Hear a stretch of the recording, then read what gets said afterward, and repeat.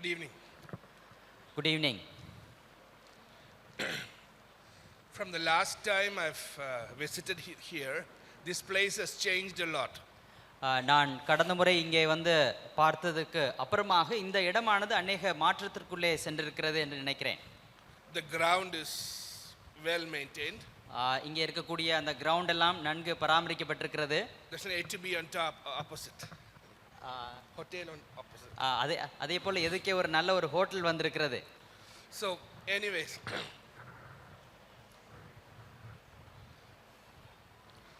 it is always a joy to see all of you. எல்லாரையும் பார்க்கிறது என்பது எப்பொழுதுமே சந்தோஷமான ஒரு விஷயம்தான். My name is Matthew. என்னுடைய பெயர் Matthew. And as a family we have dedicated ourselves to teach the scriptures. நாங்கள் குடும்பமாக வேதத்தை போதிக்கிறதற்காக எங்களை நாங்கள் அர்ப்பணித்திருக்கிறோம். We are based in Hosur, Tamil Nadu. நாங்கள் தமிழ்நாட்டில் இருக்கக்கூடிய ஹோசூரிலே நாங்கள் இருக்கிறோம். And there is a seminary there.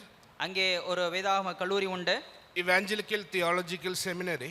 Evangelical Theological Seminary என்று அதனுடைய பெயர். And I teach there.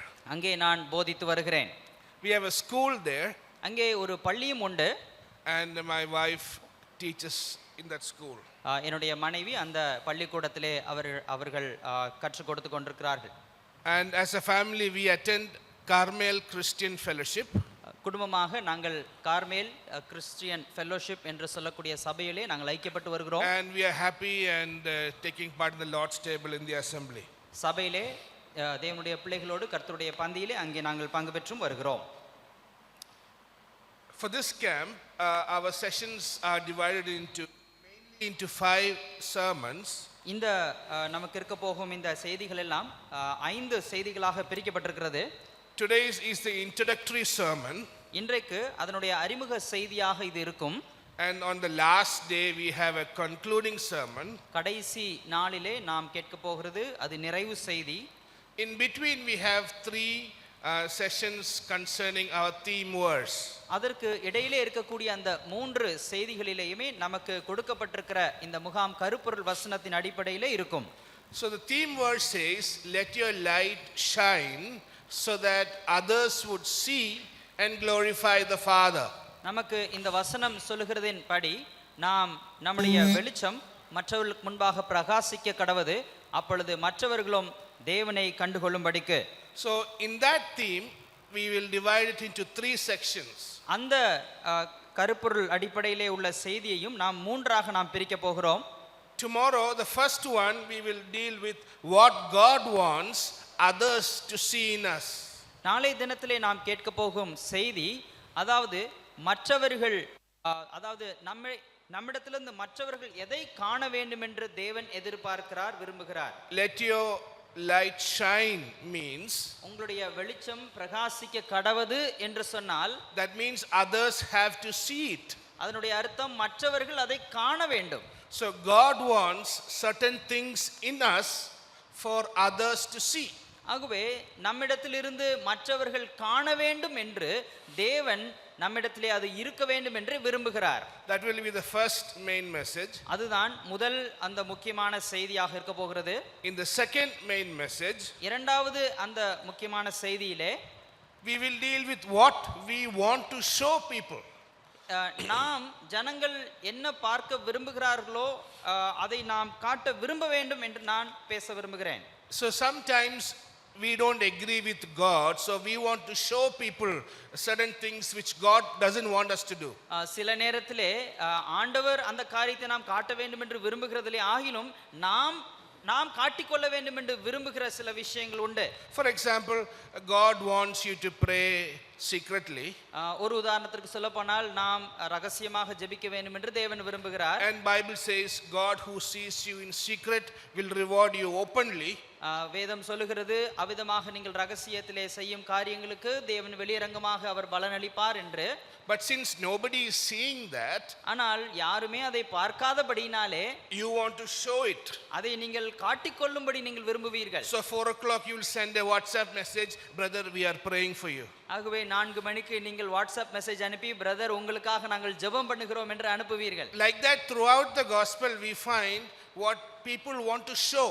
அதே போல அநேக காரியங்கள் நாம் சுவிசேஷ புஸ்தகங்களிலே அநேக காரியங்கள் உண்டு, அதாவது நாம் காட்ட விரும்புகிற விஷயங்கள். We call it hypocrisy. அதை நாம் மாய்மாலம் என்று அழைக்கிறோம். Sometimes we simply say hallelujah and praise the Lord for no reason. சில நேரத்திலே ஏதோ காரணமே இருக்காது, அதற்கெல்லாம் சும்மாவே நாம் அல்லேலூயா ஸ்தோத்திரம் என்று நாம் சொல்லிக் கொண்டிருப்போம். Once when I was in 8th standard, ஒரு முறை நான் 8ஆம் வகுப்பு படித்துக் கொண்டிருக்கும் போது on a Sunday morning, ஒரு ஞாயிற்றுக்கிழமை காலையிலே in open worship time in the assembly, சபையிலே யாவரும் நாம் ஒன்று கூடி ஆராதிக்கிற வேளையிலே I looked to my right, நான் என்னுடைய வலதுபுறத்திலே பார்த்தேன். and a brother was worshiping the Lord, closing his eyes and shaking his head. ஒரு சகோதரர் அவர் தன்னுடைய கண்களை மூடிக்கொண்டு ஆண்டவரை ஆராதித்துக் கொண்டு தன்னுடைய தலைகளை எல்லாம் ஆட்டிக் கொண்டிருந்தார். I looked to my left and I saw another brother moving his hands and he is also worshiping. நான் இடதுபுறத்திலே பார்க்கும்போது இன்னொரு சகோதரர் உட்கார்ந்திருந்தார், அவரும் தன்னுடைய கைகளை எல்லாம் அசைத்துக் கொண்டு அவர் ஆண்டவரை ஆராதித்துக் கொண்டிருந்தார். And I looked to me, நான் என்னையே பார்த்தேன், no part of my body is moving. என்னுடைய சரீரத்திலே எந்த பகுதியுமே அசையவே இல்லை. So I was kind of, am I not worshiping? அப்பொழுது எனக்கு நான் அப்படி என்றால் ஆராதிக்கவே இல்லையா என்று நான் யோசித்தேன். So I was under pressure to show something. ஆகவே எனக்கும் எதையாவது காட்ட வேண்டுமே என்ற ஒரு அழுத்தம் ஏற்பட்டது. So what I did, ஆகவே நான் என்ன செய்தேன் என்றால் I said hallelujah. நான் சொன்னேன் ஹல்லேலூயா என்று. Under pressure, there are certain things we want to show people. அவ்விதமாக ஒரு அழுத்தத்தின் ஒரு அடிப்படையிலே நான் மற்றவர்களிடத்தில் எதையாகிலும் காட்டிவிட வேண்டும் என்கிறதற்காக We'll focus on that theme on the second main message. அந்த விஷயத்தை குறித்து நாம் இரண்டாவது செய்தியிலே நாம் கேட்க போகிறோம். On the third and final message, அதாவது மூன்றாவது அல்லது கடைசி செய்தியின் போது we will focus on what God wants to see in us. நம்மிடத்திலே தேவன் எதை காண விரும்புகிறார் அதை நாம் பார்க்க போகிறோம். So first, முதல் செய்தியில் what God wants others to see in us. இங்கே நம்மிடத்திலே மற்றவர்கள் எதை காண வேண்டும் என்று தேவன் விரும்புகிறார். Second, இரண்டாவது what we want to show other people. நாம் மற்றவர்களுக்கு எதை காட்ட வேண்டும் என்று விரும்புகிறோம். Third, மூன்றாவது what God wants to see in us. தேவன் நம்மிடத்திலே எதை காண விரும்புகிறார். And after that, அதற்கு அப்புறம் we will have a concluding message. கடைசி நிறைவு செய்தியின் போது And on that message we will focus on our heart. அந்த செய்தியிலே நம்முடைய இருதயத்தை குறித்து நாம் யோசிக்க போகிறோம். Okay. சரி. So this is how we will divide the next 3 sessions. இப்படி தான் நாம் அடுத்த 3 செய்திகளை நாம் வகுத்திருக்கிறோம். Today we are going to start with the foundation. இன்றைக்கு நாம் அதனுடைய அடிப்படையை நாம் பார்க்க போகிறோம். And our topic is let your light shine so that others would see and give glory to God. ஆகவே நமக்கு கொடுக்கப்பட்டிருக்கிற அந்த தலைப்பு நம்மிடத்தில் இருக்கக்கூடிய வெளிச்சம் அது பிரகாசிக்க கடவது, அப்பொழுது மற்றவர்களும் அதை கண்டு தேவனை மகிமைப்படுத்துவார்கள். It is in Matthew chapter 5. அது மத்தேயு 5ஆம் அதிகாரத்தில் உண்டு. So let us read that verse just to start our session. நம்முடைய இந்த செய்தியை துவங்கும் போது அந்த வசனத்தை கூட நாம் வாசிக்கலாம். We will read Matthew chapter 5. நாம் மத்தேயு 5ஆம் அதிகாரத்தில் வாசிக்கலாம். We will read 13 and 14 and 15 and 16. நாம் 13, 14, 15, 16 ஆகிய வசனங்களை வாசிக்கலாம். நீங்கள் பூமிக்கு உப்பாயிருக்கிறீர்கள். உப்பானது சாரமற்று போனால் எதினால் சாரமாக்கப்படும்? வெளியே கொட்டப்படுவதற்கும் மனுஷரால் மிதிக்கப்படுவதற்குமே ஒழிய வேறொன்றுக்கும் உதவாது. நீங்கள் உலகத்துக்கு வெளிச்சமாயிருக்கிறீர்கள். மலையின் மேல் இருக்கிற பட்டணம் மறைந்திருக்க மாட்டாது. விளக்கை கொளுத்தி மரக்காலால் மூடி வைக்காமல் விளக்கு தண்டின் மேல் வைப்பார்கள். அப்பொழுது அது வீட்டில் உள்ள யாவருக்கும் வெளிச்சம் கொடுக்கும். இவ்விதமாய் மனுஷர் உங்கள் நற்கிரியைகளை கண்டு பரலோகத்தில் இருக்கிற உங்கள் பிதாவை மகிமைப்படுத்தும்படி உங்கள் வெளிச்சம் அவர்கள் முன்பாக பிரகாசிக்க கடவது. So in these verses, God compares good works to salt and light. இந்த பகுதியிலே தேவன் நற்கிரியைகளை அவர் உப்புக்கும் வெளிச்சத்துக்கும் ஒப்பிடுகிறார். You are the salt of the earth. நீங்கள் பூமிக்கு உப்பாய் இருக்கிறீர்கள். If the salt loses its flavor, then it becomes useless. அந்த உப்பானது சாரமற்று போனால் அது உபயோகமற்றதாக போய்விடும். Meaning, அதனுடைய அர்த்தம், you are the child of God. நீங்கள் தேவனுடைய பிள்ளைகள். And if your good works is useless, உங்களுடைய நற்கிரியைகள் பயனற்றதாக இருந்தால், then there is no way it can be seasoned again. அது மீண்டுமாக அதிலே சாரம் ஏற்றுகிறதற்கு அது ஒருபோதும் முடியாது. Meaning, அதனுடைய அர்த்தம், after being in a relationship with God, தேவனிடத்திலே ஒருமுறை நீங்கள் உறவிற்குள் வந்ததற்கு அப்புறம், and if your good works are not changing, உங்களுடைய அந்த நற்கிரியைகள் இன்னும் மாற்றமடையவில்லை என்றால், then there is a problem. அப்பொழுது ஏதோ பிரச்சனை இருக்கு என்ற அர்த்தம். But if your good works have changed, ஆனால் உங்களுடைய நற்கிரியைகள் மாற்றமடைந்தால், then you are called as the salt of the earth. அப்பொழுதுதான் நீங்கள் பூமிக்கு உப்பென்று அழைக்கப்பட முடியும். That means அதனுடைய அர்த்தம், people will use salt to enjoy tasty food. அதாவது ஜனங்கள் அந்த உப்பை நல்ல சுவையுள்ள ஆகாரத்தை உண்டு கழிப்பதற்காகத்தான் பயன்படுத்துகிறார்கள். That means அதனுடைய அர்த்தம், your good works should be able to be available for others to enjoy. உங்களுடைய நற்கிரியைகள் மற்றவர்கள் அதை பார்த்து நல்ல கண்டு சந்தோஷப்படுவதற்கென அது இருக்க வேண்டும். The second imagery is, இரண்டாவது இங்கே கொடுக்கப்பட்டுள்ள ஒரு ஒப்புமை, you are the light of the world. நீங்கள் உலகத்துக்கு வெளிச்சமாய் இருக்கிறீர்கள். Light guides people. அந்த வெளிச்சமானது ஜனங்களுக்கு வழிகாட்டுகிறது. It helps people to go around places. மற்ற இடங்களுக்கு சுற்றி போவதற்கு அது ஜனங்களுக்கு உதவியாக இருக்கிறது. So when God says you are the light of the world, ஆகவே தேவன் சொல்லும்போது நீங்கள் உலகத்துக்கு வெளிச்சமாய் இருக்கிறீர்கள் என்றால், that means God wants your good works to have a positive impact on other people. அதனுடைய அர்த்தம், உங்களுடைய நற்கிரியைகள் மற்ற ஜனங்களுக்கு ஒரு நேரடியாக தாக்கத்தை ஏற்படுத்த வேண்டும், நன்மை பயக்க வேண்டும் என்று அர்த்தம். So both these imageries focus on your good works. ஆகவே இந்த ரெண்டு ஒப்புமைகளுமே அது உங்களுடைய நற்கிரியைகளை அது மையப்படுத்தி பேசப்பட்டிருக்கிறது. So you are the salt of the earth. ஆகவே நீங்கள் பூமிக்கு உப்பாய் இருக்கிறீர்கள். You are the light of the world. நீங்கள் உலகத்துக்கு வெளிச்சமாய் இருக்கிறீர்கள். And what God is expecting is let other people see you. ஆகவே தேவன் எதிர்பார்க்கிறது என்றால் மற்றவர்கள் அதை காணட்டும். Let them see your good works. உங்களுடைய நற்கிரியைகளை அவர்கள் பார்க்கட்டும். And praise God. அப்பொழுது அவர்கள் அதை கண்டு தேவனை துதிப்பார்கள். So the basic thing of good works is it is for other people to see and enjoy. ஆகவே நற்கிரியைகளுக்கான அந்த அடிப்படை அவசியம் மற்றவர்கள் அதை கண்டு அவர்கள் அனுபவிக்க வேண்டும். So let me clarify that in 5 more minutes. அதை இன்னும் 5 நிமிடங்கள் எடுத்துக்கொண்டு நான் விளக்குகிறேன். What does it mean that our good works should be enjoyed by other people? மற்றவர்கள் நம்முடைய நற்கிரியைகளை கண்டு அவர்கள் அனுபவிக்க வேண்டும் அல்லது சந்தோஷப்பட வேண்டும் என்றால் என்ன அர்த்தம்? What that means is whatever good things you do, you must also have good character.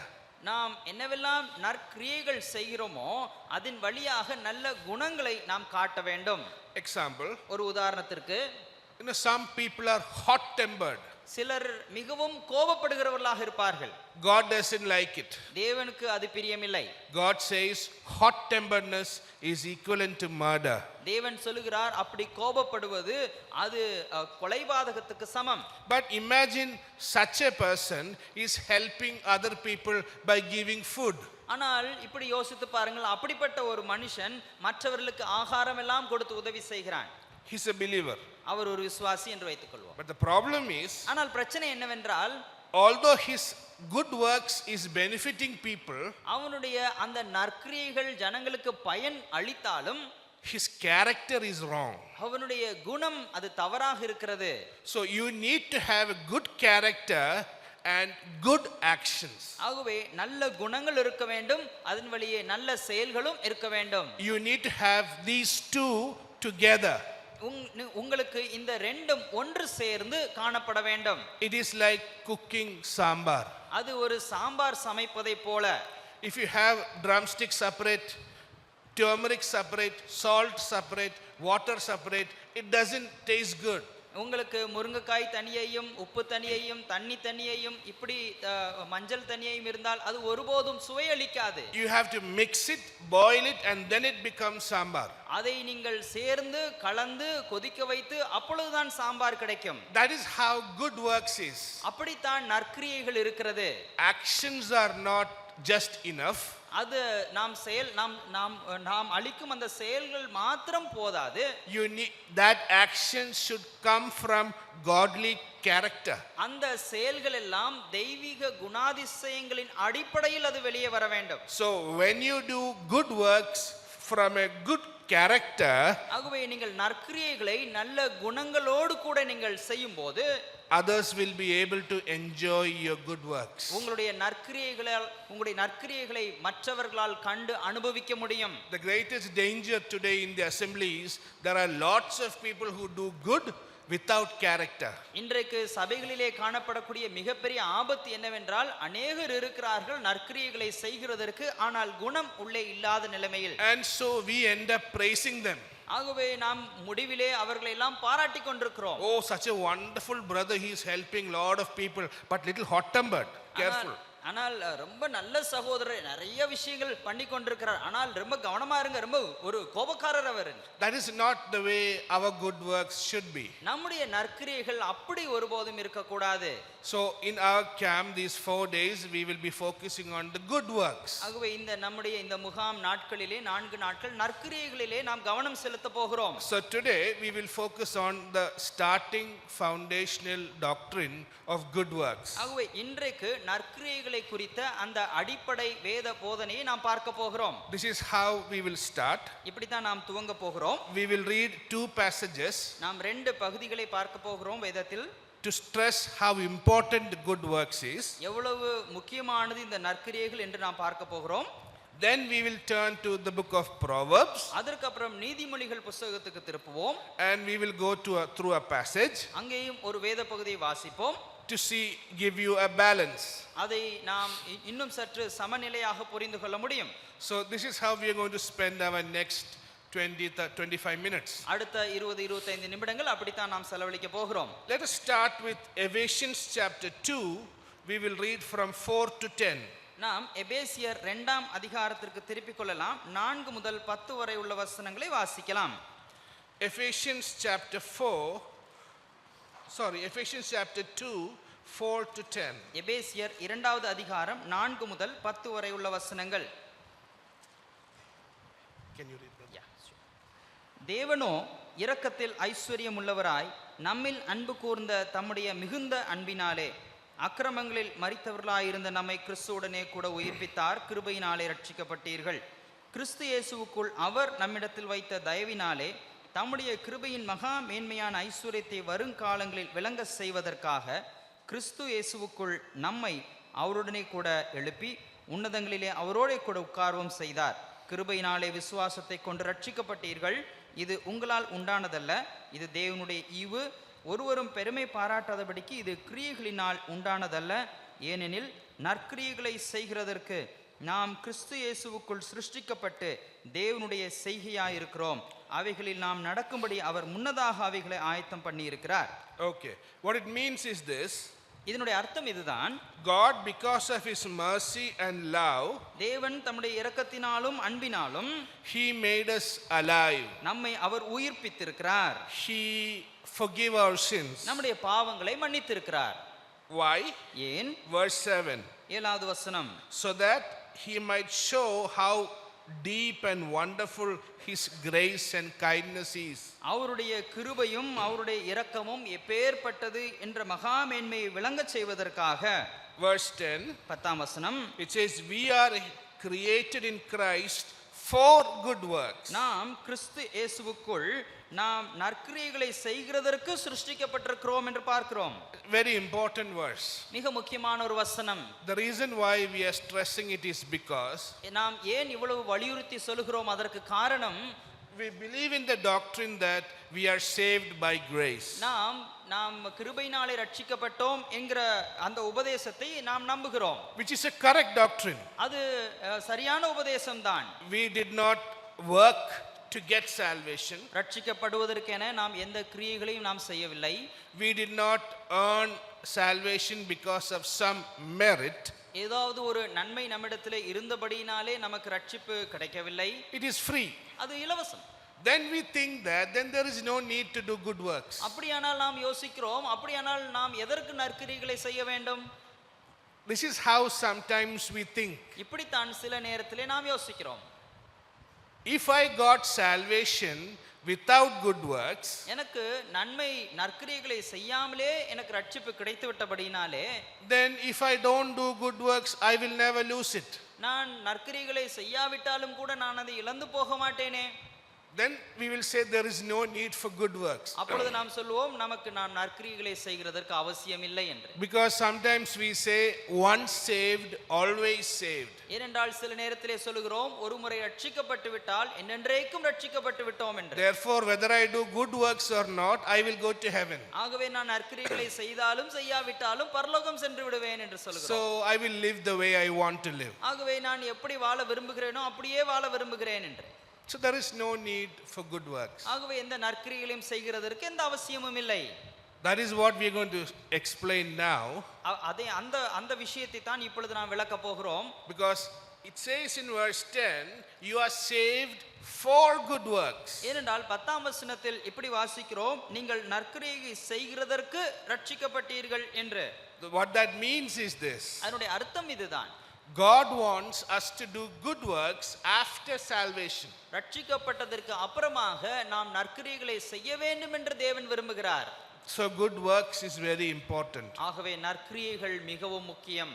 That means good works from good character is what God is after. அதாவது தேவன் விரும்புகிறது என்னவென்றால் இந்த நற்குணங்களிடத்திலிருந்து பிறக்கும் நற்கிரியைகளை நாம் செய்ய வேண்டும் என்று. We were going to go for one more passage to get that doctrine straight. அந்த உபதேசத்தை இன்னும் சற்று தெளிவாக புரிந்து கொள்வதற்கு இன்னொரு வேத பகுதியை நாம் பார்க்கலாம். James chapter 2. யாக்கோபு 2வது அதிகாரம். We will go verse by verse from 14 to 26. நாம் 14 முதல் 26 வரை ஒவ்வொரு வசனமாக நாம் போகலாம்.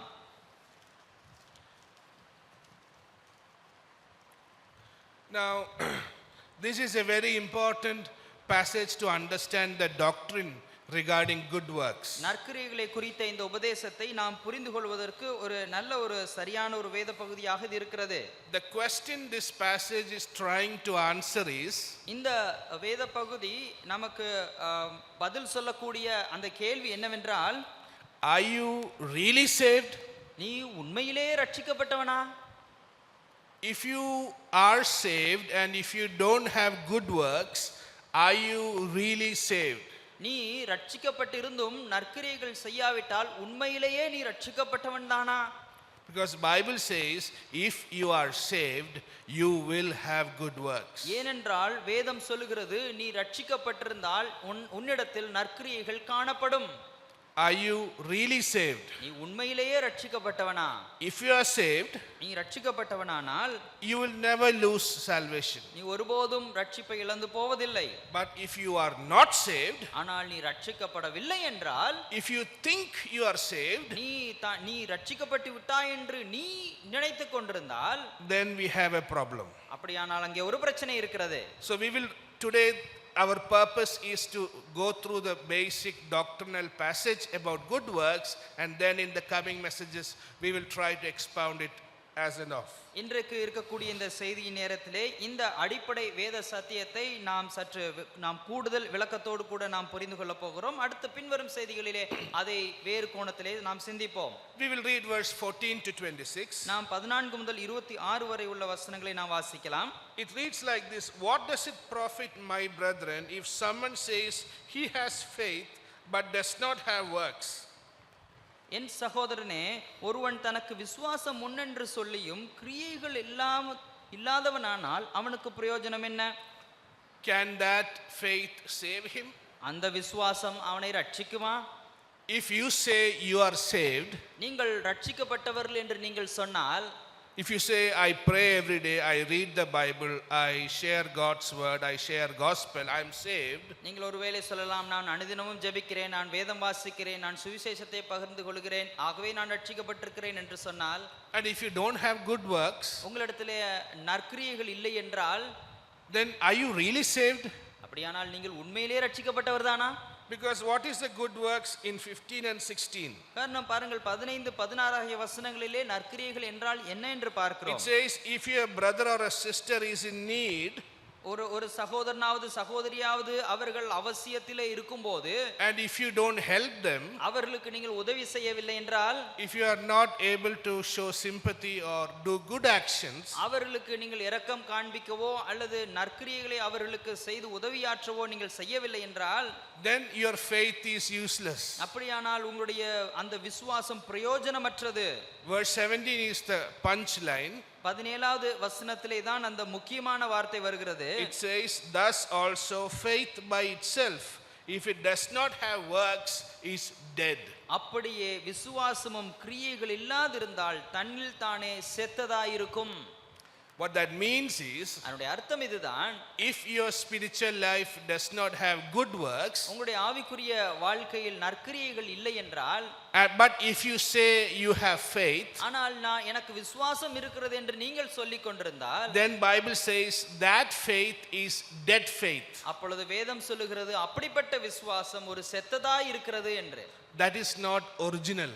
அது அந்த அந்த அதனுடைய மூல பாஷையில் அர்த்தம் அப்படி அல்ல. That is not original faith. அது ஒரு உண்மையான விசுவாசம் அல்ல. It is like faith made in China. அது அதாவது சீனாவில் உருவாக்கப்பட்ட விசுவாசத்தை போன்றது. I hope you understood the imagery. It is not original. அதாவது duplicate. அது உங்களுக்கு புரிந்திருக்கும் என்று நினைக்கிறேன். மேட் இன் சைனா, அதாவது duplicate. If you have faith, உங்களுக்கு விசுவாசம் இருந்தால், then where is your works? உங்களுடைய கிரியைகள் எங்கே?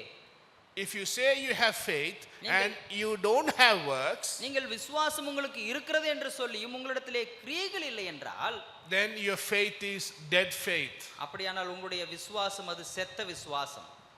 Maybe you are not saved. ஒருவேளை நீங்கள் இன்னும் ரட்சிக்கப்படவில்லை என்று அர்த்தம். Salvation is very tricky. ரட்சிப்பு என்பது சற்று சுவாரஸ்யம், சற்று கவனத்தோடு பார்க்க வேண்டியது. We think of salvation like, I accept Christ as my personal savior and suddenly Holy Spirit will come and get inside my heart. அங்கே நீங்கள் ஒருவேளை இப்படி நினைத்துக் கொண்டிருக்கலாம், கைகளை உயர்த்தி நான் ரட்சிக்கப்பட்டு விட்டேன், நான் இப்பொழுது ஆண்டவரை ஏற்றுக்கொண்டு விட்டேன் என்று சொன்ன உடனே பரிசுத்த ஆவியானவர் உள்ளே வந்து விடுவார், அப்படியே எல்லாவற்றையும் மாற்றி விடுவார். It happens, but Holy Spirit does come, true. அது அப்படி நடக்கிறது, உண்மைதான், பரிசுத்த ஆவியானவர் வருகிறார். But that is not because of just what you said. அது நீங்கள் சொன்ன அந்த சில வார்த்தைகளினால் நடந்து விடுகிற ஒரு விஷயம் அல்ல. Romans 10:9 says, ரோமர் 10:9 சொல்லுகிறது, if you confess with your heart உங்களுடைய இருதயத்தில் நீங்கள் அறிக்கை செய்தால் and say it with your mouth, உங்களுடைய வாயிலே அதை அறிக்கை செய்து, then you will be saved. அப்பொழுது நீங்கள் ரட்சிக்கப்படுவீர்கள். What that means is your heart and your mouth should work together for salvation. அதனுடைய அர்த்தம், உங்களுடைய ரட்சிப்பிற்கென உங்களுடைய இருதயமும் உங்களுடைய வாயும் சேர்ந்து அது வேலை செய்திருக்க வேண்டும்.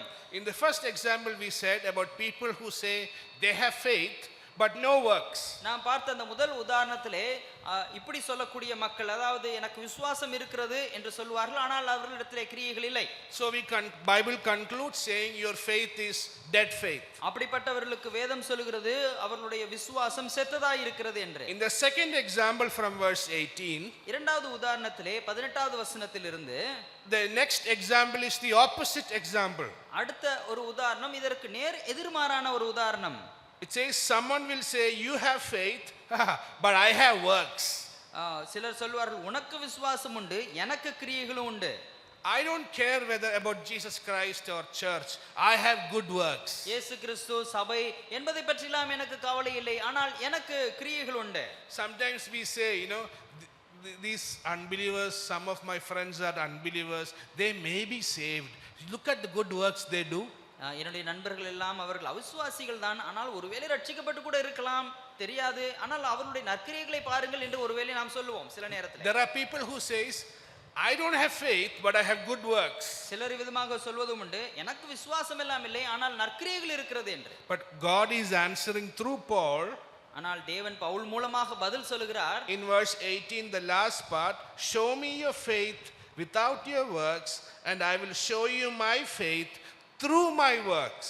18ஆம் வசனத்தில் கடைசி பகுதியிலே, நான் உன் விசுவாசத்தை எனக்கு காண்பி, நான் என் விசுவாசத்தை என் கிரியைகளினாலே உனக்கு காண்பிப்பேன் என்பானே. What that means is faith should be manifested through works. அதனுடைய அர்த்தம் இதுதான், விசுவாசமானது அது கிரியைகளினாலே அது வெளிப்பட வேண்டும்.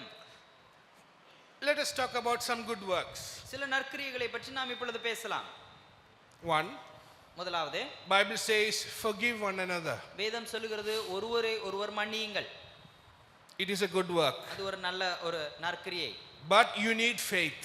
ஆனால் உங்களுக்கு விசுவாசம் வேண்டும். Because if you start forgiving people, then it will cause pain to you. ஏனென்றால் நீங்கள் அப்படியே மக்களை நீங்கள் மன்னித்துக் கொண்டே இருந்தால் அது உங்களுக்கு தான் வேதனையை அதிகம் ஏற்படுத்தும். That was one question I struggled in my school life. என்னுடைய பள்ளி நாட்களின் போது அந்த ஒரு கேள்வியோடு நான் போராடி கொண்டிருந்தேன் எனக்குள்ளே. Because I was little fat in the classroom, they used to make fun of me. காரணம் என்னுடைய வகுப்பிலே என்னுடைய வகுப்பறையிலே நான் மிகவும் குண்டாக இருந்தபடினாலே என்னை அநேகர் கேலி செய்வார்கள். So I couldn't catch him. ஆகவே மற்றவர்களை அப்பொழுது நான் ஓடி போய் பிடிக்க முடியாது. They will run. அவர்கள் ஓடி விடுவார்கள். So I used to wait at the school gate. ஆகவே அந்த ஸ்கூல் கேட்லயே நான் காத்திருப்பேன். Everybody has to pass through the school gate. எல்லாரும் கேட் வழியாகத்தானே அவர்கள் போக வேண்டும். That is the time I catch him. அந்த நேரத்திலே தான் நான் அவர்களை பிடிப்பேன். But then after reading the Bible, I said to God like this. ஆனால் வேதத்தை எல்லாம் வாசிக்கிறதற்கு அப்புறமாக நான் ஆண்டவரிடத்தில் எப்படி சொன்னேன்? Lord, if I forgive him, ஆண்டவரே, அப்படி நான் அவனை நான் மன்னித்தால் he is happy. அவனுக்கு சந்தோஷம்தான். Tomorrow also he will make fun of me and I will forgive him. நாளை தினத்திலே வந்து என்னை திரும்பவும் கேலி செய்வான், திரும்பவும் நான் அவனை மன்னிப்பேன். God, you are also happy.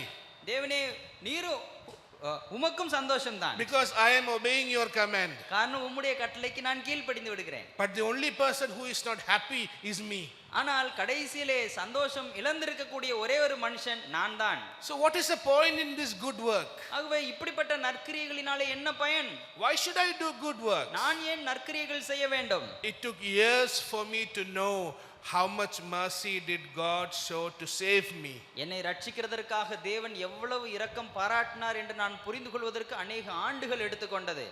And now forgiveness is much better. இப்பொழுது மன்னிக்கிற விஷயம் சற்று முன்னேறி இருக்கிறது. If God can forgive me, தேவன் என்னை மன்னித்திருப்பாரானால், then I should be very happy to forgive other people. நான் மற்றவர்களை மன்னிக்கிறதற்கும் சந்தோஷமாக இருக்க வேண்டும். That means my faith in God should be shown through good works. அதனுடைய அர்த்தம் தேவனிடத்தில் நான் வைத்திருக்கக்கூடிய விசுவாசம் என்னுடைய நற்செயல்கள் மூலம் அது வெளிப்படுகிறது. Same thing with anger. அதே போலதான் கோபம். God says, be angry and sin not. தேவன் சொல்லுகிறார், நீங்கள் கோபம் கொண்டாலும் பாவம் செய்யாதிருங்கள். Because God hates anger. ஏனென்றால் தேவன் கோபத்தை வெறுக்கிறார். But what do we say? ஆனால் நாம் என்ன சொல்லுகிறோம்? My father was an angry man, my mother is an angry woman, my grandfather was also angry, so I can't control. என்னுடைய அப்பாவும் ஒரு கோபக்காரர், என்னுடைய அம்மாவும் ஒரு கோபக்காரி, என்னுடைய தாத்தா கூட அவர் ஒரு கோபக்காரர், ஆகவே என்னால் என்னுடைய கோபத்தை கட்டுப்படுத்த முடியாது. That's just lame excuse. அது ஒரு காரணமில்லாத ஒரு சாக்கு போக்கு. If you have placed your life in the hands of Jesus Christ, நீங்கள் உங்களுடைய வாழ்க்கையை ஆண்டவருடைய கரங்களிலே நீங்கள் கொடுத்திருந்தால், then God wants you to show your faith through good works. அப்பொழுது தேவன் உங்களுடைய அந்த விசுவாசத்தை நீங்கள் நற்கிரியைகள் மூலம் காட்ட வேண்டும் என்று விரும்புகிறார். So that is what in the second example from 18 onwards. அதைத்தான் நாம் இரண்டாவது உதாரணம் 18வது வசனத்திலிருந்து பார்க்கிறோம். Then he gives third example. அதற்கு அப்புறம் அவர் மூன்றாவது ஒரு உதாரணத்தை கொடுக்கிறார். Talks about sinful angels. அதாவது பாவம் உள்ள அந்த தூதர்களை பற்றி பேசுகிறார். They also believe that God exists. அவைகளும் கூட தேவன் இருக்கிறார் என்று விசுவாசிக்கின்றன. And they are also trembling. அவைகளும் கூட அது நடுக்கம் அடைகிறது. But they don't have faith. ஆனால் அவைகளுக்கு விசுவாசம் இல்லை. Sometimes they are afraid of God more than us. சில நேரத்திலே நம்மை காட்டிலும் அதிகமாக தேவனுக்கு அவைகள் பயப்படுகின்றன. They shiver more than us. அவைகள் நம்மை காட்டிலும் அதிகம் நடுங்குகின்றன. But they don't have faith in Jesus. ஆனால் அவைகளுக்கு இயேசுவின் மேல் விசுவாசம் இல்லை. So even if you believe the right thing, ஆகவே நீங்கள் ஒரு நல்ல விஷயத்தை விசுவாசித்திருந்தாலும் it is useless. அது பயனற்றது. It should be accompanied by works. அது கிரியைகளோடு கூட அது சேர்ந்து வந்திருக்க வேண்டும். The Bible doctrine says in Ephesians chapter 2, you are created in Christ for good works. வேதம் எபேசியர் 2ஆம் அதிகாரத்தில் சொல்லுகிறது, நீங்கள் நற்கிரியைகளை செய்கிறதற்கு கிறிஸ்து இயேசுவுக்குள் சிருஷ்டிக்கப்பட்டிருக்கிறீர்கள். If you have faith உங்களுக்கு விசுவாசம் இருந்தால் and no works, எந்த கிரியைகள் இல்லாமல் இருந்தால் then your faith is not original. அப்படியானால் உங்களுடைய விசுவாசம் அது உண்மையான விசுவாசம் அல்ல. That is what we read in the book of James. அதைத்தான் நாம் யாக்கோபினுடைய புத்தகத்திலே வாசித்தோம். So today evening I would like you to ask a question. ஆகவே இன்றைக்கு மாலையிலே நீங்கள் உங்களுக்கு நீங்களே ஒரு கேள்வியை கேட்டுக்கொள்ளும்படி விரும்புகிறேன். Are you really saved? நீங்கள் உண்மையிலேயே ரட்சிக்கப்பட்டவர்களா? Very important question for you to think tonight. இன்றைக்கு இரவிலே நீங்கள் யோசிக்க வேண்டிய மிக முக்கியமான ஒரு கேள்வி இது. So we discussed what is good works. ஆகவே நாம் நற்கிரியைகள் என்றால் என்ன என்று நாம் பேசினோம். We concluded that good works is for others to enjoy. அங்கே அந்த அப்படிப்பட்ட நற்கிரியைகள் மற்றவர்கள் அதை கண்டு களிப்பதற்கு என்று நாம் பேசினோம். Like how others enjoy salt. அதாவது அந்த உப்பை எப்படி மற்றவர்கள் சாப்பிட்டு அவர்கள் சந்தோஷம் அடைகிறார்களோ, How other people likes light. எப்படி மற்றவர்களுக்கு அந்த வெளிச்சம் அது விரும்பப்படத்தக்கதாக இருக்கிறதோ, Your good works should happen in such a way that other people will be able to enjoy it. அங்கே உங்களுக்குள் இருக்கக்கூடிய அந்த நற்கிரியைகள் நீங்கள் செய்யும் போது மற்றவர்களுக்கு அதனுடைய பயன் இருக்க வேண்டும், அனுபவிக்க வேண்டும். And then they will praise God for his grace in your life. அப்பொழுது உங்களுடைய வாழ்க்கையில் இருக்கும் தேவ கிருபை எண்ணி அவர்கள் தேவனை துதிப்பார்கள். This is what God is meaning about good works. இதைத்தான் தேவன் நற்கிரியைகள் என்று அவர் சொல்லுகிறார். So your faith is important. ஆகவே உங்களுடைய விசுவாசம் மிக முக்கியமானது. Your good works is also important. உங்களுடைய நற்கிரியைகளும் கூட அது முக்கியமானது. So this is the summary of what we discussed about the doctrine. இந்த உபதேசத்தை குறித்து நாம் பேசிக்கொண்டிருந்த இந்த விஷயங்களுடைய சுருக்கம் இதுதான். Now we will turn to the book of Proverbs. இப்பொழுது நாம் நீதிமொழிகள் புத்தகத்துக்கு திருப்புவோம். We will read a set of 9 proverbs. நாம் ஒரு 9 நீதிமொழிகளை நாம் வாசிக்க போகிறோம். So that we will discuss about a practical implication of how important our heart or works should be. நம்முடைய இருதயமும் நம்முடைய கிரியைகளும் எப்படி இருக்க வேண்டும் என்பதை இன்னும் சற்று கூடுதலாக நாம் புரிந்து கொள்ள முடியும். Now we will read first 9 verses of Proverbs 16. நாம் நீதிமொழிகள் புத்தகத்தில் 16ஆம் அதிகாரம் முதல் 9 வசனங்களை நாம் வாசிப்போம். Okay, now this is a little tricky psalm. இது நாம் புரிந்து கொள்வதற்கு சற்று கடினமான ஒரு நீதிமொழிகள். So it is better you pay attention to me at least for the next 3 minutes very carefully.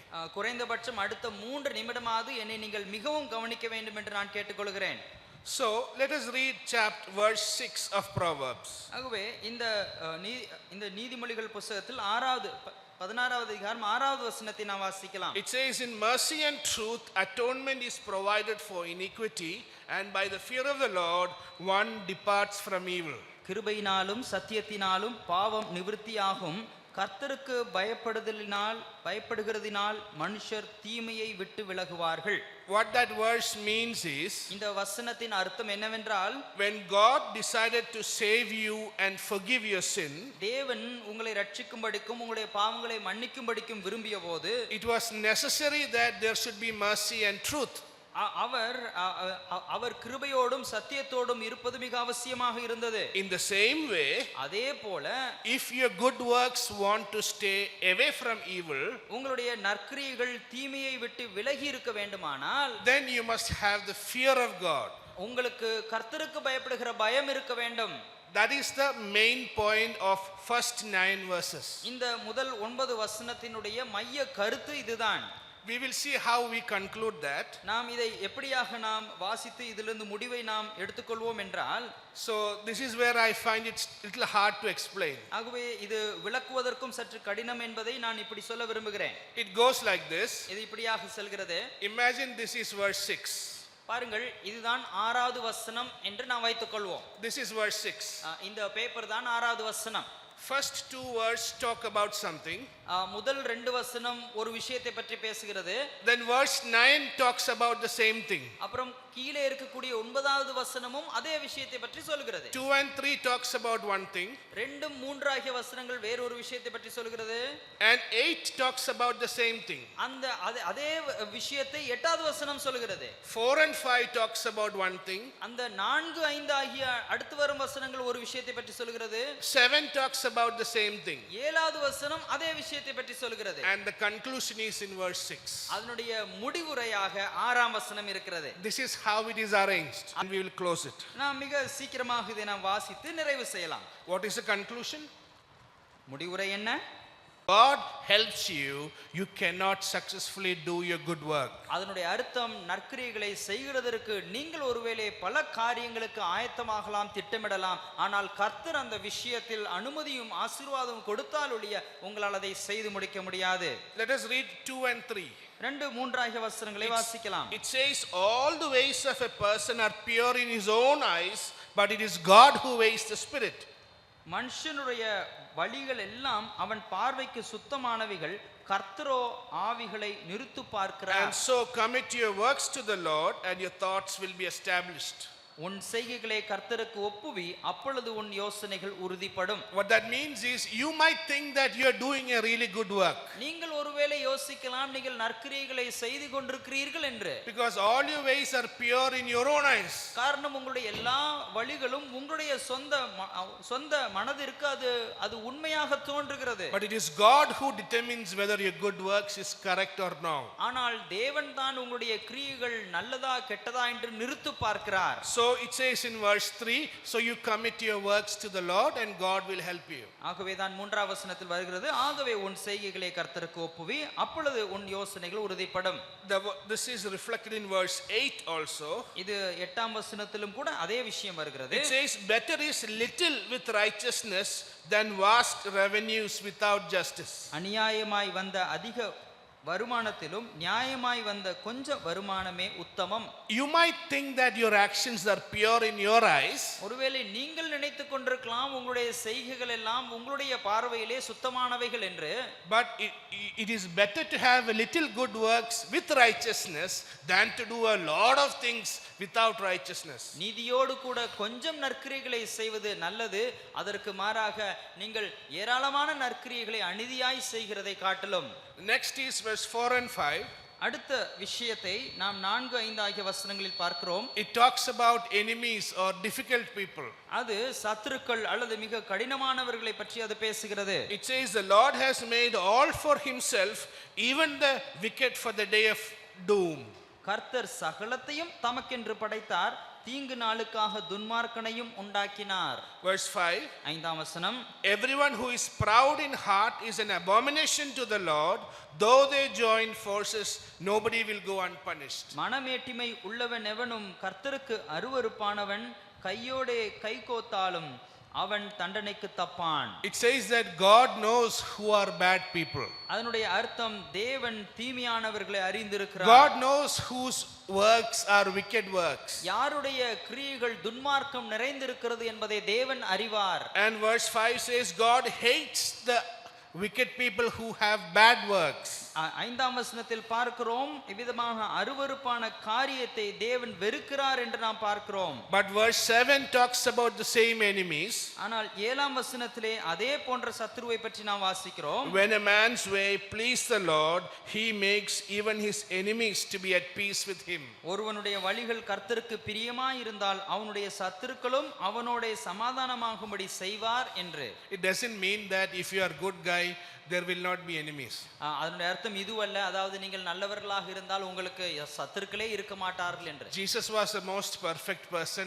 He had a lot of enemies than you and me. இயேசு கிறிஸ்து தான் மிகவும் ஒரு பரிபூர்ணமான குறைவில்லாத ஒரு மனுஷன். ஆனால் உங்களையும் என்னையும் காட்டிலும் அதிகமான சத்துருக்கள் அவருக்கு இருந்தார்கள். What that means is, இதனுடைய அர்த்தம் என்னவென்றால், when your good works please God, உங்களுடைய நற்கிரியைகள் தேவனை பிரியப்படுத்துமானால், then God will give you a space to enjoy your life. He will interfere even in the presence of wicked people. தேவன் உங்களுடைய வாழ்க்கையை அவ்விதமாக துன்மார்க்கம் நிறைந்த மனுஷர்கள் மத்தியிலும் நீங்கள் சுகமாக வாழ்வதற்கு தேவன் வழிவகுப்பார். Like Psalm 23. அதாவது சங்கீதம் 23 போல, you prepare a table before my enemies. என் சத்துருக்களுக்கு முன்பாக நீர் எனக்கு ஒரு பந்தியை ஆயத்தப்படுத்தி. What that means is, even though God hates bad people, அதாவது அதனுடைய அர்த்தம் தேவன் துன்மார்க்கமான மனுஷரை அவர் வெறுத்தாலும் கூட, even though God punishes wicked people, துன்மார்க்கமான மனுஷரை தேவன் தண்டிக்கிறார் இருந்தாலும், if your life pleases God, உங்களுடைய வாழ்க்கை கர்த்தருக்கு பிரியமாய் இருந்தால் then God will interfere in your life and allow you to enjoy God. தேவன் உங்களுடைய வாழ்க்கையில் அவர் இடைப்பட்டு தேவனை நீங்கள் அனுபவித்து வாழ அவர் கிருபை செய்வார். So what did the proverb writer say? ஆகவே இந்த நீதிமொழிகளுடைய எழுத்தாளர் என்ன சொல்கிறார்? You make plans, நீ திட்டங்களை வகுத்து வைக்கிறாய், but it is God who helps you to achieve it. ஆனால் நீ அதை செய்து முடிக்கிறதற்கு உனக்கு வழிவகுக்கிறவர் கர்த்தர். Unless and until your good works is dedicated to God, உங்களுடைய நற்கிரியைகள் கர்த்தருக்கு அர்ப்பணிக்கப்பட்டவைகளாய் இருந்தால் ஒழிய, only then your good works will become good works. அப்பொழுது மட்டுமே உங்களுடைய நற்கிரியைகள் அது நற்கிரியைகளாக இருக்கும். Then we said, அதற்கப்புறம் நாம் சொன்னோம், unless and until there is enough space in your life for righteousness, your good works will not work. உங்களுடைய வாழ்க்கையில் போதுமான அளவிற்கு நீதி இருந்தால் ஒழிய உங்களுடைய நற்கிரியைகளால் எந்த பயனும் இல்லை. Then we said, அதற்கப்புறம் சொன்னோம், unless and until your life pleases God, if your life pleases God, God will interfere even in the presence of enemies. உங்களுடைய வாழ்க்கை கர்த்தருக்கு பிரியமானதாக இருக்குமானால் உங்களுடைய சத்துருக்கள் மத்தியில் கூட கர்த்தர் இடைப்பட்டு உங்களுக்கு சமாதானத்தை வழிவகுத்து கொடுப்பார். So look at the way it progressed. ஆகவே அது எப்படி அது மாறி வருகிறது என்பதை கவனியுங்கள். Your plans, உங்களுடைய திட்டம், your commitment, உங்களுடைய அர்ப்பணம், your enemies. உங்களுடைய சத்துருக்கள். What's the conclusion? அதனுடைய முடிவு என்ன? In all these cases, unless and until you have the fear of God, you cannot depart from evil. இவைகள் எல்லாவற்றின் மத்தியிலேயும் கர்த்தருக்கு பயப்படுகிற பயம் இல்லை என்றால் உங்களால் தீமை நின்று விலகி நிற்க முடியாது. You can make plans, நீங்கள் திட்டம் வகுக்கலாம், but if you don't have the fear of God, your plans will become bad works. உங்களுக்கு கர்த்தருக்கு பயப்படுகிற பயம் இல்லை என்றால் உங்களுடைய திட்டங்களும் செய்கைகளும் அது தீயவைகளாக மாறிவிடும். You can think that your good works are good in your sight, நீங்கள் ஒருவேளை உங்களுடைய பார்வையில் உங்களுடைய கிரியைகள் நற்கிரியைகள் என்று நீங்கள் நினைத்துக் கொண்டிருந்தால், but unless and until God evaluates, it will not become good. ஆனால் தேவன் அதை நிறுத்து பார்த்தால் ஒழிய அது ஒருபோதும் நல்லவைகளாக இருக்காது.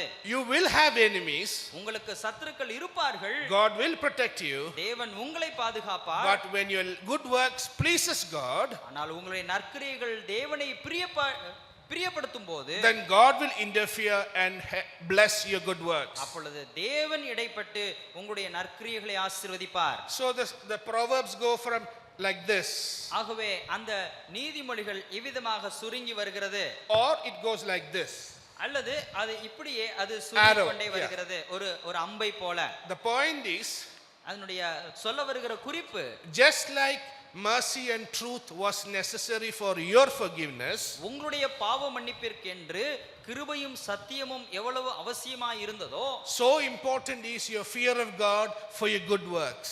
தேவனுக்கு பயப்படுகிற பயம் நீங்கள் செய்யும் நற்கிரியைகளுக்கு மிக முக்கியமானது. So today evening we discussed about the doctrine of good works. ஆகவே இன்றைக்கு மாலையிலே இந்த நற்கிரியைகளை குறித்த இந்த உபதேச காரியங்களை நாம் பார்த்தோம். How important good works is, இந்த நற்கிரியைகள் எவ்வளவு முக்கியமானது என்று பார்த்தோம். and how important is the fear of God for good works. இந்த நற்கிரியைகளை செய்கிறதற்கு கர்த்தருக்கு பயப்படுகிற பயம் எவ்வளவு முக்கியமானது என்று பார்த்தோம். May God help us. தேவன் நமக்கு உதவி செய்வாராக. Concerning good works, there is only one question. நற்கிரியைகளை குறித்து ஒரே ஒரு கேள்வி மட்டுமே. If you are saved, then where is your good works? நீங்கள் ரட்சிக்கப்பட்டவர்களாய் இருந்தால் உங்களுடைய நற்கிரியைகள் எங்கே? Are you really saved? நீங்கள் உண்மையில் ரட்சிக்கப்பட்டவரா? May God help us. தேவன் நமக்கு உதவி செய்வாராக.